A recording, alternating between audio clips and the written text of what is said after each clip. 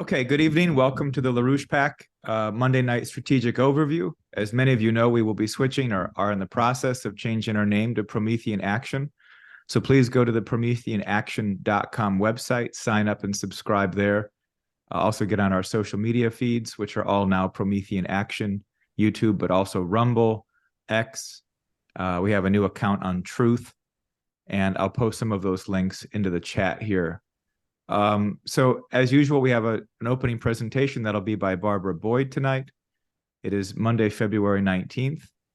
It's been a number of breaking intelligence stories, not necessarily new ones, but sometimes you have to get past the novelty and look at the substance, and that's what Barbara's going to address tonight. So Barbara, why don't you jump in here and then we'll take it away from there. Sure. I mean, most people last week were very focused on the grave and horrendous injustices which were done to Donald Trump. And in the middle of all of that, there were really two very significant exposés which came out and which are going to be very, very important in the coming days to think through and to master.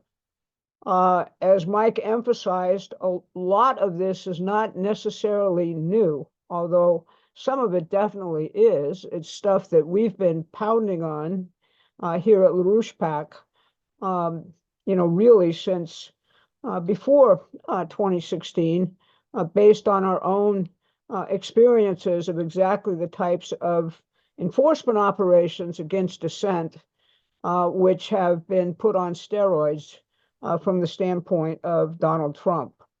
In fact, Lena LaRouche was subjected to many of the same tactics, including the federal government bankrupting his entities.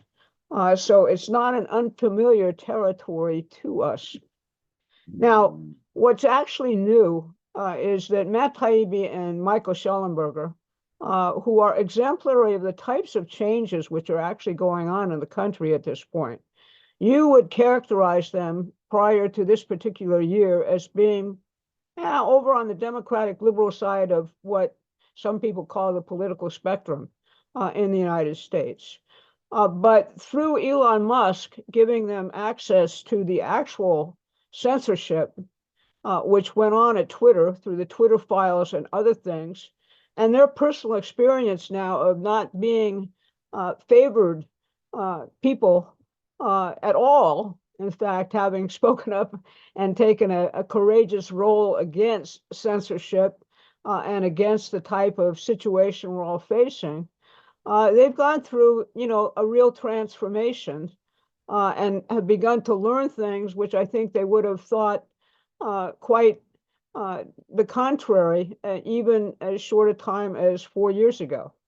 And one of the things they did is that they were approached by whistleblowers, clearly from with some nexus to the former House Select Committee on Intelligence under Devin Nunes and Kash Patel, which was the first organization to systematically dismantle the myth of Russiagate as it was applied to Donald Trump.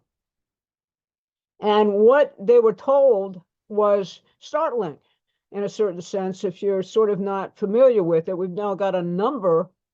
What they were told is that well prior to the start of what most people think is the onslaught against Trump in July of 2016, instead, this all happened way back in 2015, even as he contemplated his run for the presidency. And the entirety of the Five Eyes, that is the Anglo-American intelligence apparatus, which is, the United States,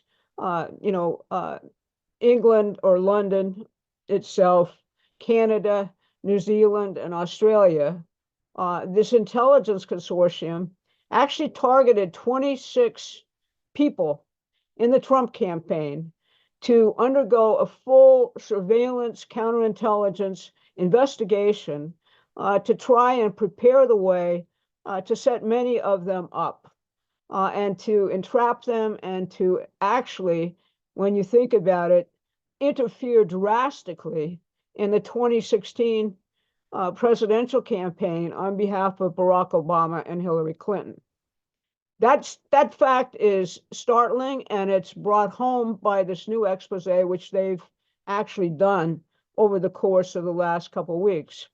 As significantly, what they actually have located is that there are two classified binders which hold the key in most respects to everything that was done against Trump, both from the standpoint of his campaign in 2016 and also from the standpoint of his presidency.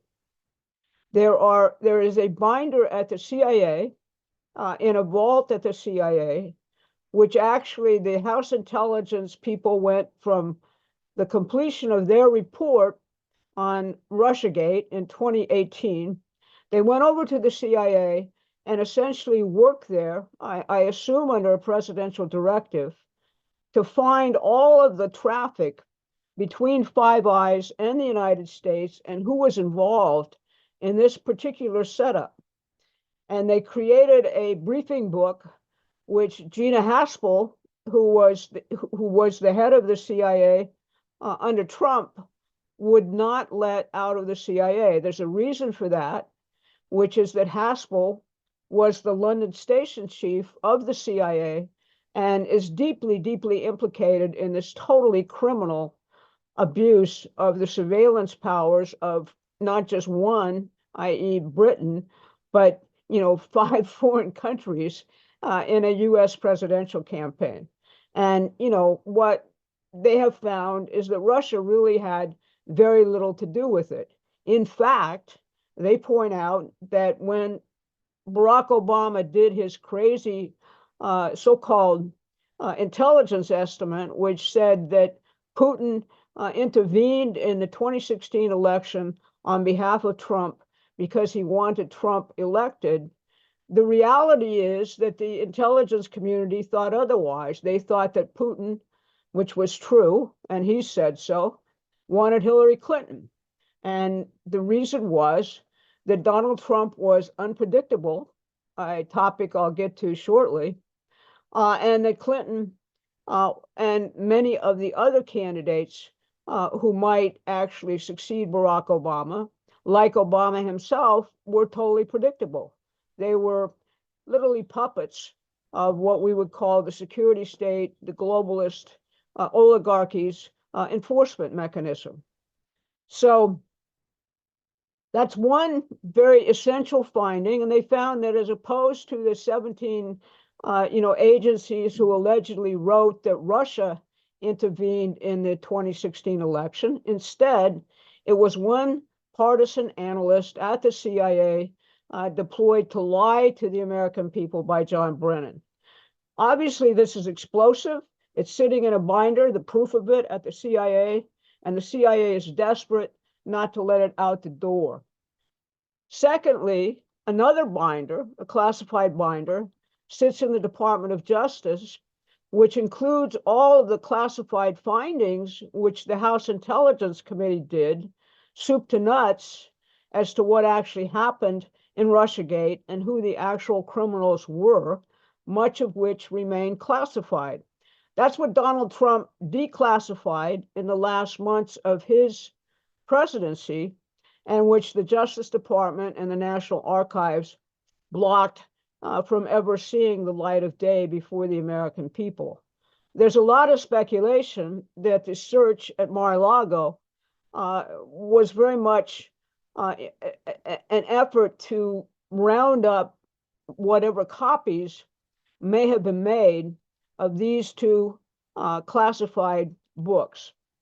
So that was kind of, that's a very significant thing. And they got a lot of sort of heat from people who've looked at this. I could toot my horn on some of these things because I said them. Larry Johnson had pretty much the full story in terms of the 2015 targeting. But he said, look, people need to be reminded of this. This is new information. We now know that there's proof of everything that we suspected. We now know where the proofs are. And it should be that Congress really takes these things up at this point, because obviously it holds the key to blowing apart these prosecutions for what they are, and taking really Americans back through the brainwashing they've been subjected to, and making them look at things all anew. So that's one thing that happened last week, which I thought was really quite significant.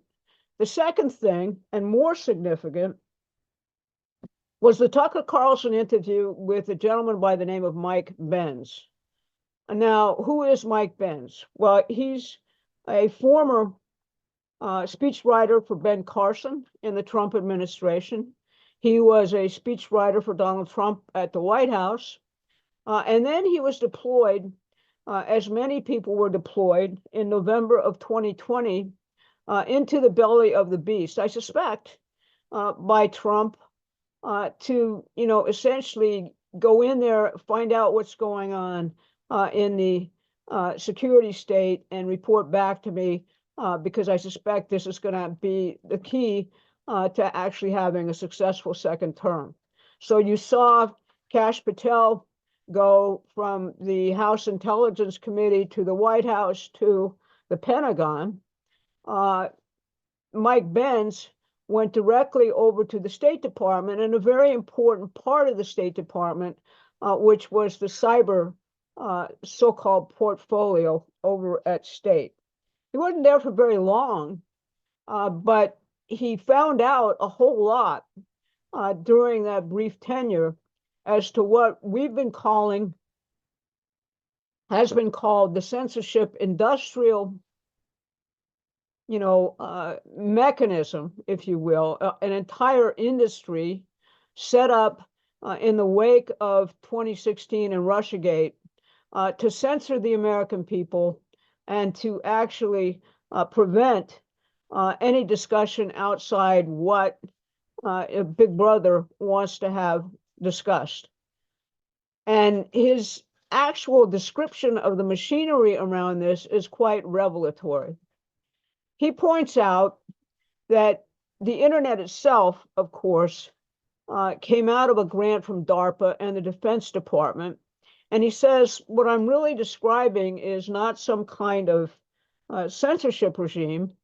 I'm describing a military intervention by the Pentagon against the American people.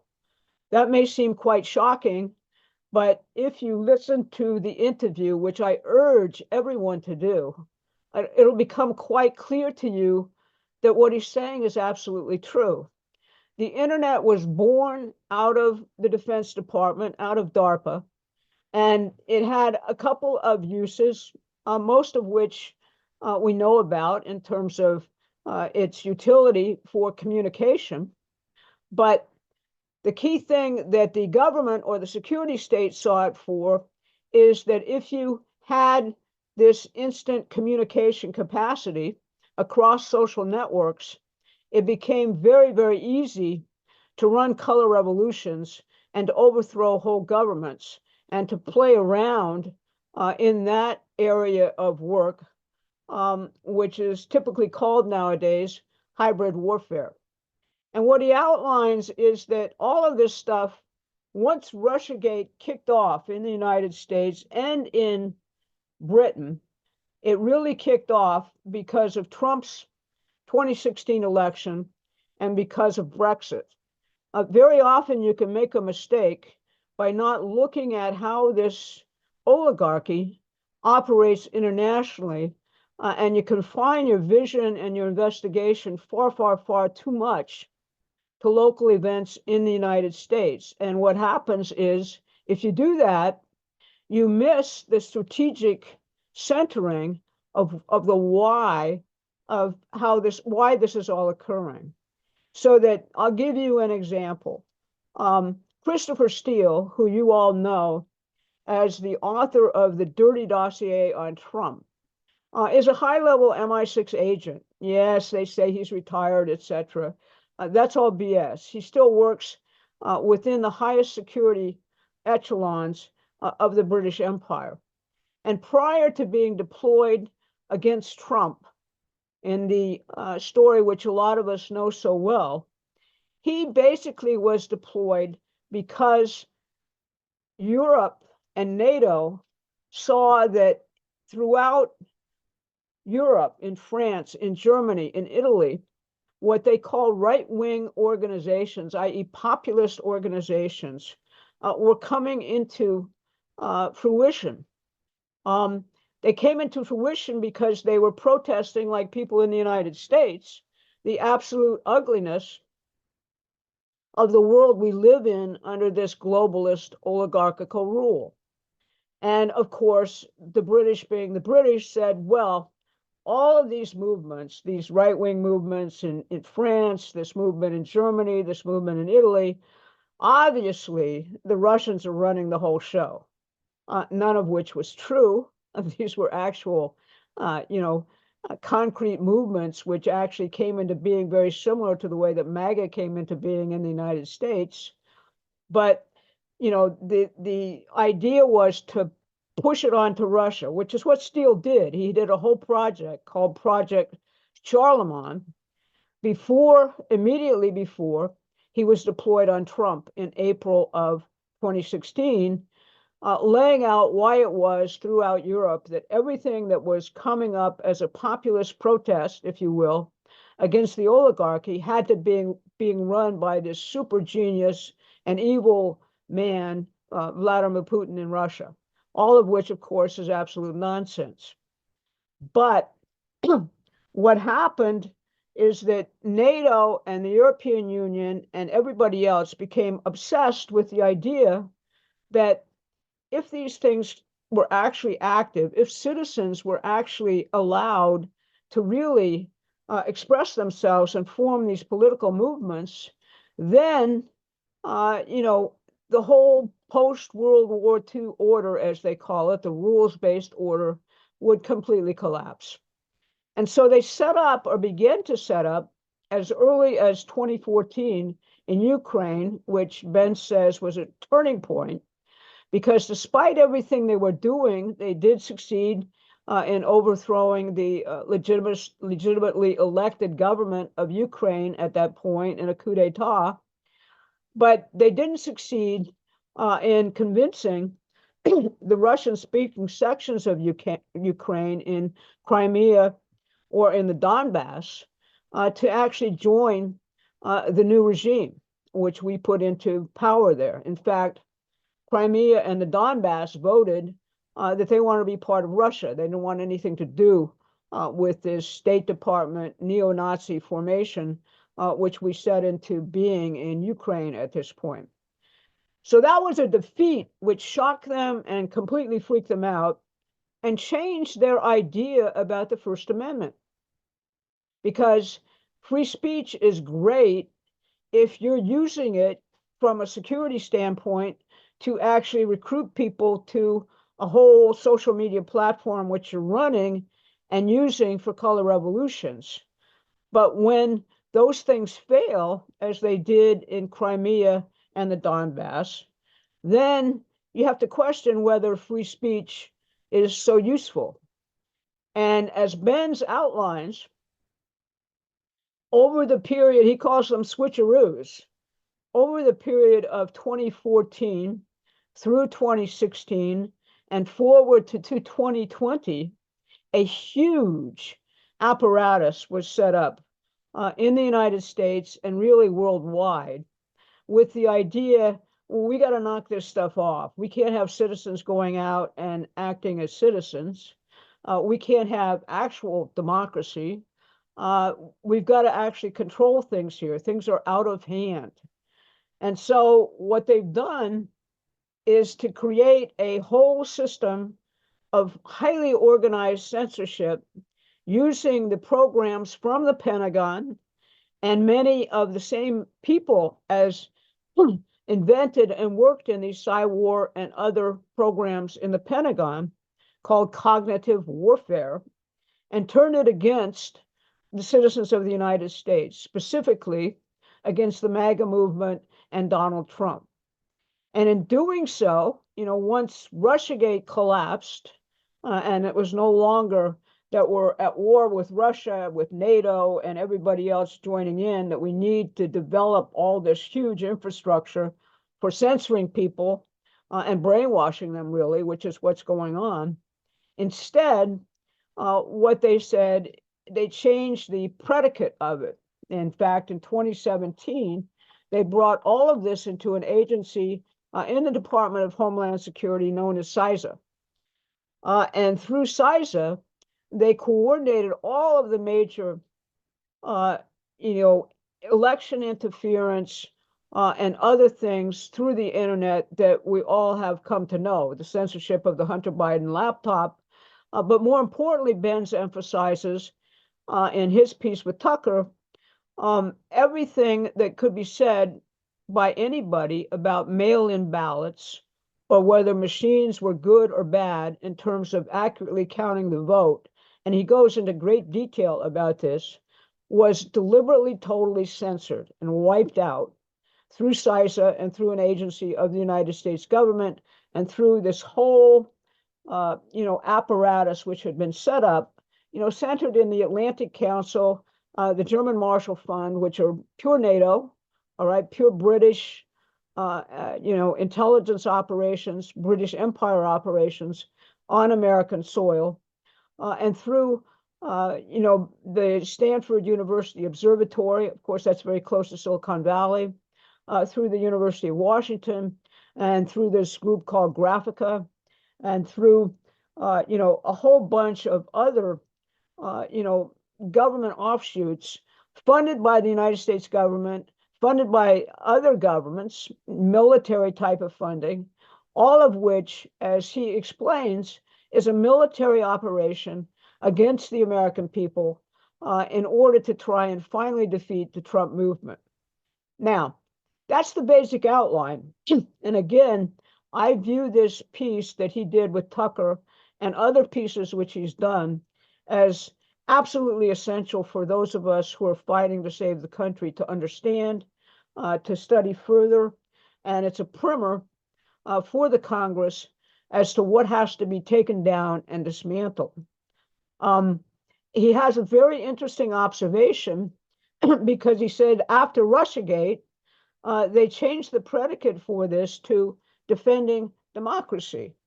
And of course, that's what you hear from the mainstream media, from everybody else who is actually out there claiming to defend democracy against Donald Trump. Now, what do they mean by democracy? Well, he documents in this interview that through CISA, the entire election apparatus of the United States was basically redrafted and considered to be federal infrastructure of the highest security framework. That invites a lot of further investigation, obviously. Secondly, the news media itself was determined to be vital. So therefore, if you're attacking the New York Times or you're attacking the Washington Post, which are nothing other than, stenographers for the intelligence community, well, now you're in the crosshairs of the security apparatus of the United States. And he says the way these people think about this is we think about democracy as being the will of the people. The way they think about it is they have all of these various institutions which you can map as kind of what we call the globalist infrastructure or the globalist, reality, which consists of government, as opposed to people who think the government is the worst criminal in the world. I will tell you, however, that the most significant aspects of these things actually function as private entities, funded by the government, staffed by government personnel, the government, as it usually does, performing most of the vital research and other things necessary to keep these things going. But, they have, in essence, as he describes it, they're thinking about what democracy is what the consensus is in this blob of things. And when we decide, what we want to do about X, the consensus in the institutions is democracy. And if you're attacking those institutions, then you will be an enemy of the state. That's essentially what he lays out. Now, the question then arises, well, aside from Congress putting these people out of existence, how do they actually operate? After all, we might put them out of existence here, but Europe is far, far, far down the way in terms of making this type of facility essential to the operation of anybody who wants to communicate on the internet or otherwise. So the issue is how do you defeat something like this? And Mike Benz is frankly puzzled by this conundrum. It's something Lyndon LaRouche looked at throughout his entire career because he was fascinated by the same question which Benz is fascinated by and which we're all confronting right now in terms of artificial intelligence. That is, can a machine actually completely outwit a human being? And how does that actually happen? And I will tell you that the key to actually defeating this monstrosity is human creativity. No machine, no fixed series of systems analysis, artificial intelligence, or anything else can actually master human creativity. It's what makes us human. Actual new creative discoveries and the implementation of them through economy is how humanity has progressed throughout our entire existence. It's why we're not beasts. The oligarchy, however, thinks we're beasts. So what they have is they have a news cycle in which they have events, they have narratives, people get caught up in them and react to them. And what Benz's machinery is described as being able to do is to be able to map all of that and intervene actively in the debates and everything else occurring in the news cycle. What is got them perplexed about Trump is precisely this creative capacity which he exhibits, this capacity for being unpredictable and for being human. Let's take a very funny example, which my friend Bruce Director reminded me of today. Last week he got smashed. All right, basically his entire what he built his whole life, his business enterprises, are on the verge of being taken away from him. And for most people, you would rue that and you would sit back and you would say, okay, I give up. What do I have to do to get you off my back? He didn't do that. Instead, he shows up at the Sneakertron convention with a pair of brand new Trump sneakers and is wildly cheered and very emotionally cheered by the crowd because it's a complete surprise. He's outflanked them, in other words.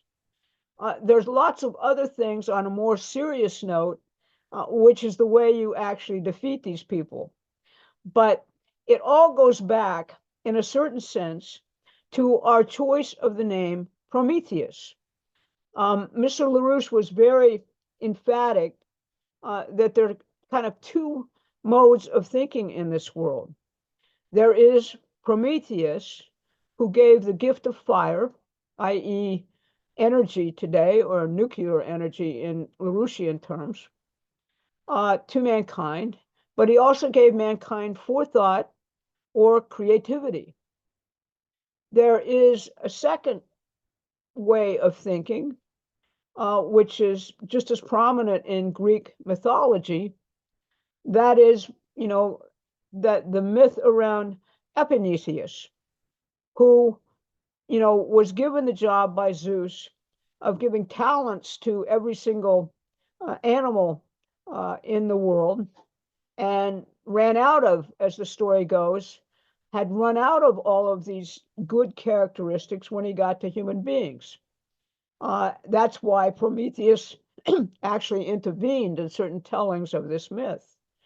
Now, Epimetheus is afterthought, and it is afterthought, i.e., fixed, aspects of the past, fixed systems, fixed determinable mathematical systems rather than dynamic systems, which are characteristic of all of the ways which this hybrid warfare actually works. It can be and is massively outflanked when human beings draw on their culture and their history and invent entirely new things. Witness, for example, the failure of the Ukraine war, with all of the billions and billions of dollars of weapons which we've actually, put into deployment along these lines. You recall that the Ukraine war is mostly designed around perception management, as they call it. It's a failure. Why? Because the Russians are in reality. We are not, in terms of our military. And they're into invention, and they're into mobilization of the entire population culturally in a unified way to actually bring their economy to a higher level, which can sustain, years of warfare if necessary. And that's the unanticipated nature of human beings, creativity, outflanking them, looking at their weaknesses and figuring out how you offensively fight them. That's what being a Promethean is all about. If you're stuck being enraged and thinking in terms of reacting over and over and over again to the things these guys are throwing at you, you're going to get stuck in the regime which they've actually set up. So I think that Mike Benz's thing is very insightful. I think that you've got to go to Lyndon LaRouche to figure out, through his entire study of creativity, how you actually outflank this monster, which I've called in my piece a modern Leviathan, which can be readily defeated if you make your idea here, I need to be a creative human being. So that's how I'll open it up, and Mike can intervene and we can talk.